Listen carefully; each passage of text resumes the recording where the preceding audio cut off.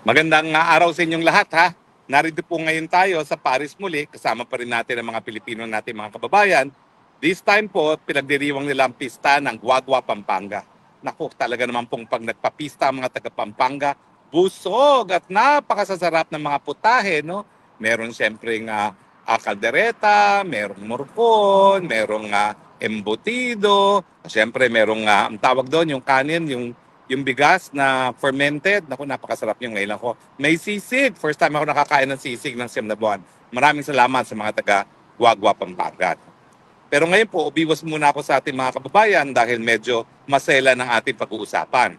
Linabas na po ng Los Angeles, Beverly Hills County Coroner's Office ang kanilang finding na ang kinamatay po ni Paulo Tantoco, 44-year-old na anak heredero na isang mayamang pamilya na may-ari ng sa department store sa Pilipinas ay dahil sa cocaine overdose.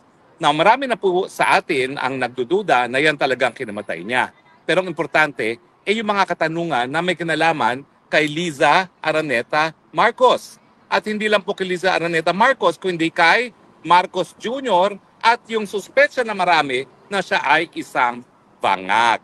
Bakit po? Well, una-una, yung konfirmasyon ng kinamatay po ay dahil sa cocaine overdose. Pangalawa, mukhang wala naman pong kaduda-duda na magkakasama itong si Liza Araneta Marcos sa iisang kwarto kung saan di umano ay nag-overdose ang Paulo Tantoco. Ano pong basehan natin dyan?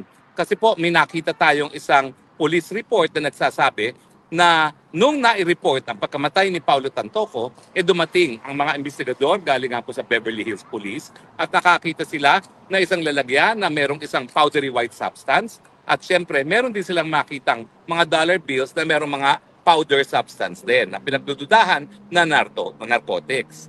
Now, nakasaad din po doon sa police report na nakita ko na ilang mga tao na naroon ay yung may bahay ni Paulo Tantoco at ang Liza Araneta Marcos. Now, hindi po ipagkakaila ni Liza Araneta Marcos na kasama niya si Paulo Tantoco nung siya nagpunta ng Los Angeles nung Marsong yon. Ang okasyon po ay isang film festival, Manila Film Festival na ginanap dyan sa LA. No? At wala rin pong kaduda-duda na ang First Lady, si Liza Araneta Marcos, ay tumira din dun sa Beverly Hills na hotel na yan, no? Kung saan nakita ang wala ng buhay na bangkay ni Paulo Araneta. So, ano pong ibig sabihin nito? Well, ang Liza Araneta Marcos, kumpirmado po na naroon sa isang kwarto kung saan namatay itong Paulo Tantoco dahil sa cocaine overdose. Tanong, sinong kasamang mag-cocaine ni Paulo Tantoco? Now, ang sabi ng mga pulis, may mga lalagyan na merong powdery white substance na napapakita na grupong gumagamit. Yan ang po ang tanong. Isa ka ba, Liza Araneta Marcos, sa mga gumamit ng cocaine? Now, bakit natin tinatanong ito? Kasi nga po, si Cathy Binag, kung maalala nyo, ay nagbigay testimonya. Nung minsan, siya ay nagpunta sa bahay ng mga Marcos Jr. dyan sa Forbes Park at inalok siya na mag-cocaine ni Liza Araneta. At nakita na rin ni ni Cathy Binag na ang Marcos Jr. ay nagko-cocaine kasama yung kanyang dating live-in partner na isang kongresista na galing sa isang napakayamang pamilya sa Davao. So ngayon, lumalabas na naman ilang araw bago pupunta ng Amerika ang Marcos Jr. para kausapin si Trump na baka merong investigasyon sa kasong kriminal na dawit si Liza Araneta Marcos. Now, ang sang-ayon din sa nakita kong police report ay ongoing ang investigasyon dahil may duda ang mga kapulisan sa Beverly Hills na baka merong krimen nangyari. Ano itong krimen ito? Well, yan po ay katumbas ng reckless imprudence. Yung tipong kapabayaan kaya nagkaroon ng kamatayan. Now, may isang testigo sang-ayon doon sa police report na nakita ko na nagsabi na meron daw isang tao, isang babae na nagsabi na bagamat medyo masama ang itsura ni Paulo Tantoco, hayaan lang daw si Paulo Tantoco dahil yan ay epekto lamang ng cocaine. At ang marami nagsasabi na siguro kung nabigyan ng kaukulang medical attention itong si Paulo Tantoco, naiwasan ang kanyang pagpanaw. So ito po ay criminal negligence. Nandiyan na rin po yung krimen na paggamit ng pinagbabawal na gamot na cocaine. Dahil hindi naman po legal ang cocaine use kahit saan sa daigdig nito. Ang alam ko lang, mayroong mga lugar sa Europe na kung gusto mo ng cocaine at heroin, pupunta ka lang doon sa designated area at estado magbibigay. Sa Europe po yan. Pero sa Amerika, ang alam ko, may mga ilang estado lang at saka ilang mga syudad na legal ang marijuana. Pero ang cocaine po, nananatiling pinagbabawal. So bukod pa dun sa criminal negligence na sa pagpigil na pagtawag ng saklolo para kay Paulo Tantoco noong nakita nila na mukhang masama ang lagay ni Paulo Tantoco matapos kumuha ng cocaine, nandun pa yung issue na sino-sino talaga yung gumagamit ng mga pinagbabawal na droga. At siyempre, bagamat hindi pa conclusive doon sa police report na isa sa mga gumamit ay ang First Lady Liza Araneta Marcos. Doon sa nakita kong police report, nandun positibo na na-identify siya na kasama ni Paulo Tantoco doon mismo sa kwarto kung saan na gumamit ng pinagbabawal na gamot, isa. At pangalawa, meron ding testigong nagsabi, di umano ha, sang-ayon yan sa police report na isinapubliko ng isang vlogger na meron nagsabi na wag ngang tumawag muna ng tulong dahil normal lang yan, pagpahingahin lang daw ang Paulo Tantoco. Alam nyo, importante na masagot itong mga question nito. Dahil nga po, matagal na tayo nagdududa na hindi lang si Marcos Jr. ang bangag, kung hindi pati ang kanyang asawa. Kung paniniwalaan mo nga si Cathy Binag, parang it's a one happy family affair. Ang hindi ko naman sinasabi na talagang totoo yan.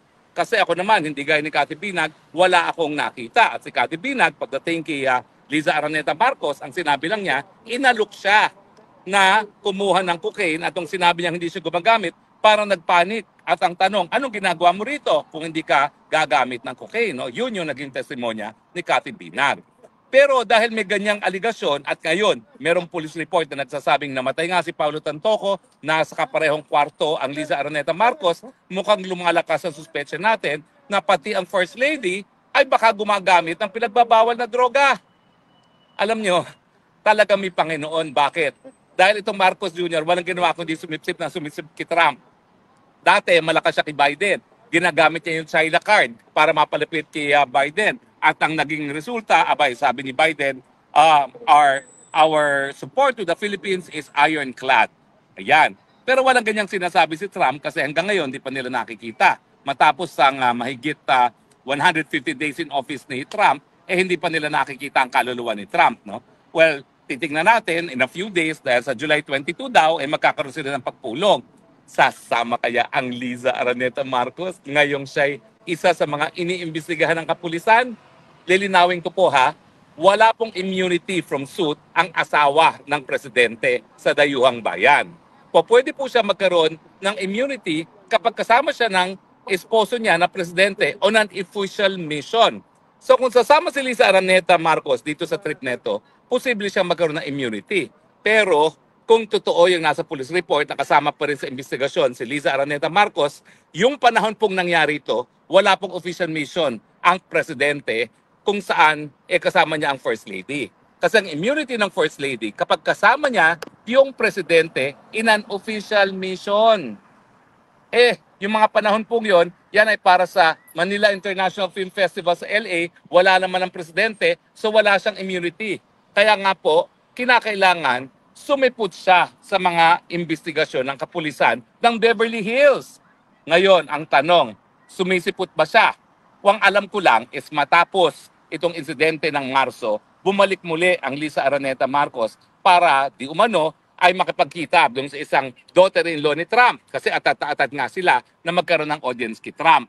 So kumpirmado na matapos yung March incident kung saan namatay si Paulo Tantoco, bumalik si Liza Araneta Marcos at pinagsasabi na ang pagbalik niya ay dahil nga doon sa investigasyon na yon. Well, alam niyo naman yan, alam ang maganda sa Amerika, kahit sino ka kapag nagkaroon ng investigasyon, lalabas at lalabas ang resulta. At ang tanong, bakit hindi pa natin sa malaman kay Liza Araneta Marcos, ano ba ang kanyang naging partisipasyon dito sa pagkamatay ni Paulo Tantoco? Huwag niyang sabihin na wala siyang responsibilidad na i-inform ang publiko. Bakit? Anong ginagawa niya nung pagkamatay ni Paulo Tantoco na namatay dahil nga sa overdose ng cocaine? Unang-una, ang duda ko, maski ito ay hindi official trip, ang gastos, pati dun sa Beverly Hills Hotel na yan, ay galing sa kaban ng taong bayan. Kasi Manila International Film Festival sinusulong nila yung industriya ng pelikulang Pilipino. So, chances are, tayo nagbayad. Pangalawa, yun na nga, may karapatan ang taong bayang malaman kung ang unang ginang ay gumagamit ng pinagbabawal na gamot kasi nga, ang mga naging testimonya ay ang mag-asawang Marcos ay gumagamit talaga ng pinagbabawal na gamot. Siyempre, mas importante ng issue yung kay Marcos Jr. at sa pagiging bangag. Kasi alam natin, pag bangag ka, wala ka sa tamang pag-iisip, walang mabuting mangyayari sa iyong administrasyon. Kaya nga ngayon, sang-ayon sa survey ng PAS Asia, ang nais madinig ng taong bayan pagdating ng State of the Nation Address, mga hakbang na gagawin para pababain ang patuloy na pagtaas sa presyo ng bilihin. Siyempre kung ikaw ay banag, wala kang solusyong maibibigay sa taong bayan. Anong solusyon mo? Wala.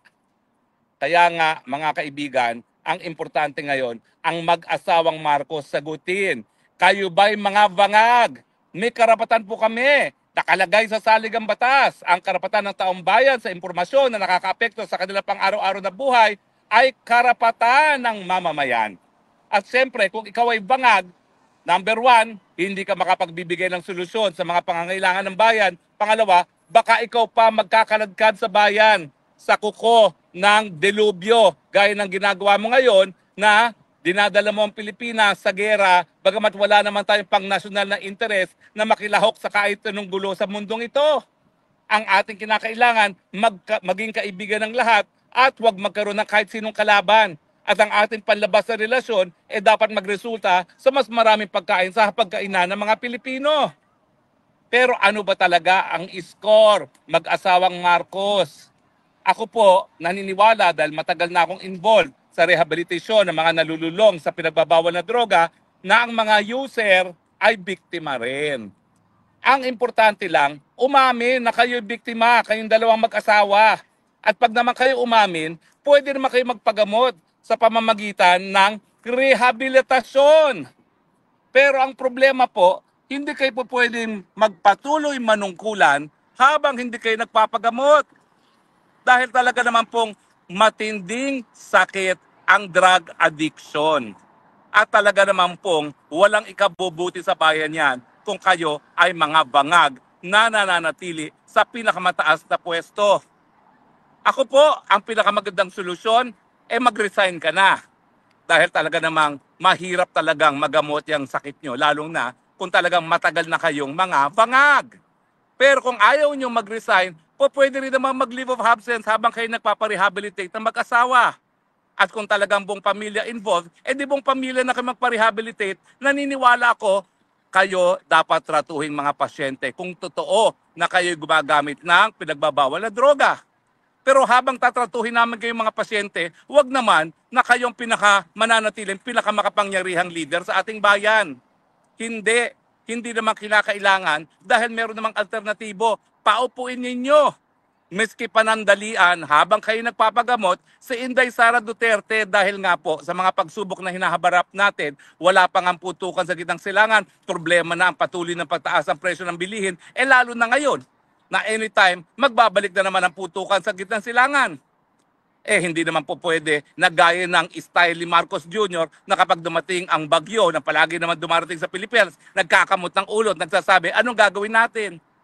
Mantakin ninyo, yung nagputukan sa gitnang silangan, ang sabi ng Marcos Jr. sa mga Pilipino, magtago muna kayo. Pwede ba naman yan? Yan po talaga nagpapakita na parang wala kayo sa tamang pag-iisip.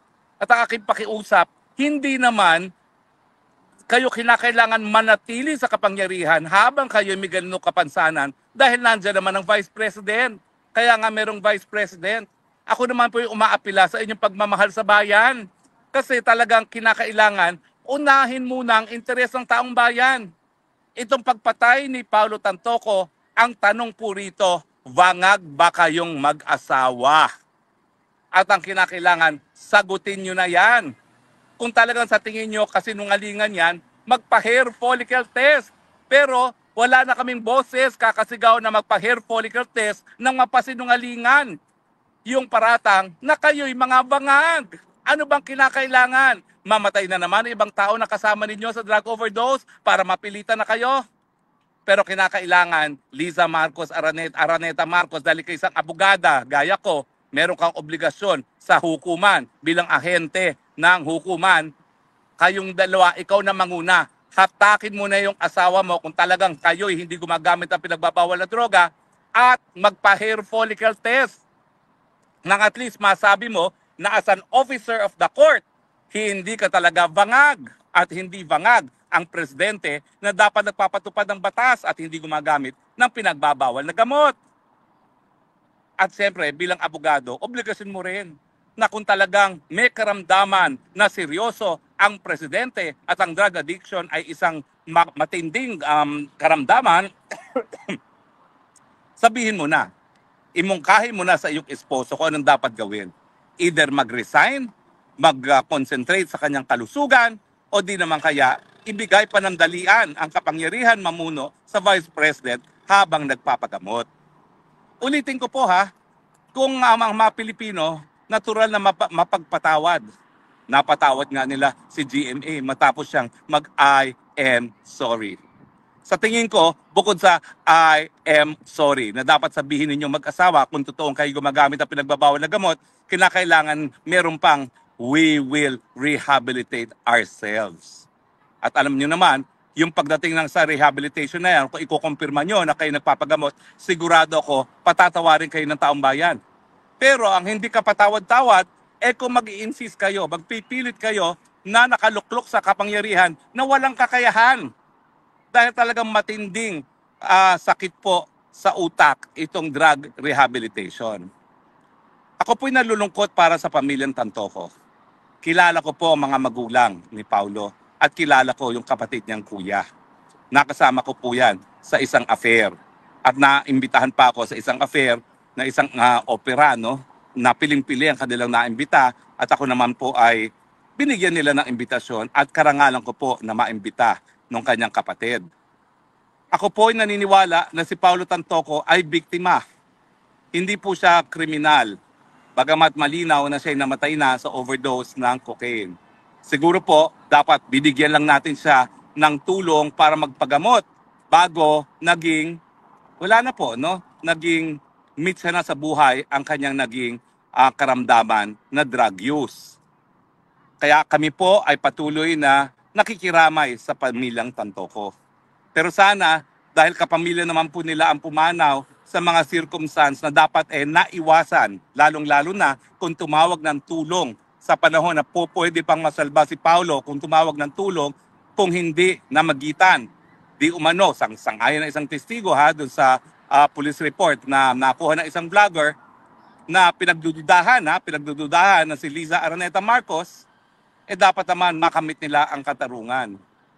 Sana naman po, dahil ang mga Tantoco ay hindi lang alta kung hindi may sapat na kakayahan, paglaban naman po nila yung karapatan ng kanilang anak na gumaling sana at karapatang mabuhay kung hindi po ipinigil yung pagbibigay ng kinakailangan niyang tulong sa panahon na kinakailangan niya yon.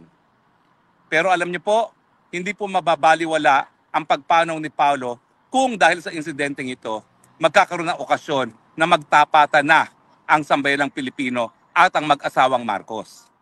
Siguro po, kaya nga pumanaw si Paulo Tantoco para mabigyan ng okasyon na magkaroon ng pagkakataon ng mga Marcos umamin kung sila ay mayroong mga karamdaman na sagabal sa kanilang panunungkulan. Huwag na po nating unahin ang mga pangpersonal na interes. Matindi po itong karamdaman na ito.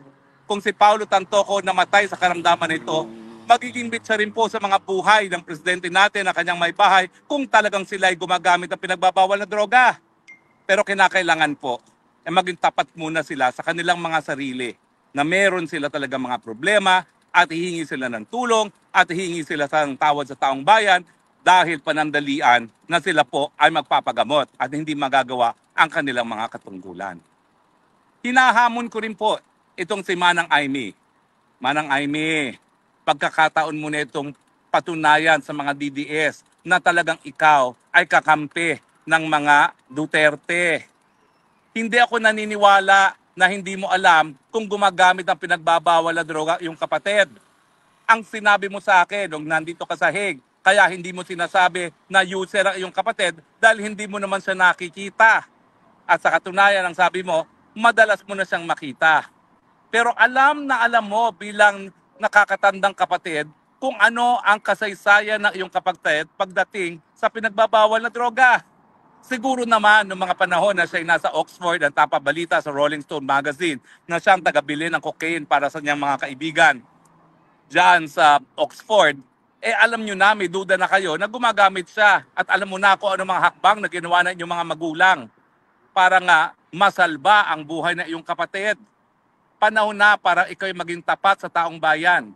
Mas lalo kang mamahalin ng taong bayan, hindi lang dahil sa investigasyon na ginawa mo, kung sasabihin mo ang katotohanan at ikaw na ang humingi sa iyong kapatid na magpagamot at ibigay na muna ang liderato ng bayan natin sa tao na walang karamdaman, gaya ni Lipi Sara, na siya namang pinagkakatiwalaan mo. Pag ginawa mo yan, burado lahat ng alinlangan ng DDS sa'yo, Manang Aimee. At tatanggapin ka bilang isa sa ating mga bayani ng bayan. Pero kinakailangan na siguro na ikay magsalita dahil nakakabingi ang katahimikan ng iyong kapatid at ng kanyang esposo sa kabila ng pagkamatay ni Paulo Tantoco. Siguro ang huling salitang iiwan ko, sana nga po, hindi pumanaw si Paulo Tantoco na walang dahilan. Sana po, itong nangyari kay Paulo Tantoco na nakakalungkot sa pamilya niya, maging meet siya para magkaroon tayo ng tapatan sa panig ng mga sambayanang Pilipino at ang mga Marcoses. Ulitin ko po, mapagpatawag po ang sambayanang Pilipino. Karamdaman po ang drug use. Matinding karamdaman. Papayagan po kayo ng sambayan na magpagamot, pero wag yun naman po ilagay sa abirya ang kinabukasan ng bayang ito sa pamamagitan ng pagbibigay kay BP Sara habang kayo ay nagpapagamot. Pero hindi po katanggap-tanggap na kung talagang kayo may problema, kung talagang kayo may karamdaman, mananatili kayo nakaluklok sa pinakamataas na pwesto sa Pilipinas dahil sigurado po yan, mitsa po yan ng buong bayan. Ang kinakailangan po natin, solusyon. Pero kung talaga pong sila ay may karamdaman, sila po ang nagiging problema ng sambayanang Pilipino. Yan po ang ating hamon. Sana po, hindi naman ako nagdududa na pinangangalagaan ninyo ang inyong pangalan sa kasaysayan ng Pilipinas. At sana po, kayo'y maalala ng sambayanan bilang isang pamilyang Marcos na minsang sinuka ng taong bayan, nagkaroon ng malasakit sa taong bayan sa pamamagitan ng pag-amin ng pagkakasakit at pag-amin na hindi kayang maglingkod panandalian. At talaga pong ang solusyon, ibigay na muna ang pamumuno sa tao na malinaw at least ang pag-iisip. Dahil kapag malinaw ang pag-iisip ng presidente, posible magkaroon ng solusyon sa ating mga hinaharap na paghamon. Muli po, nakikiramay tayo sa pamilya ni Paulo Tantoco at nagdarasal tayo that he did not die in vain. Maraming salamat po sa inyong patuloy na pagtangkilik. Ito po inyong spokesrocket nagsasabi, I love you Philippines. This is why we do this vlog. I love you because you're the only country that we have. You're the only country that we will love. Hanggang sa muli po. Bye-bye.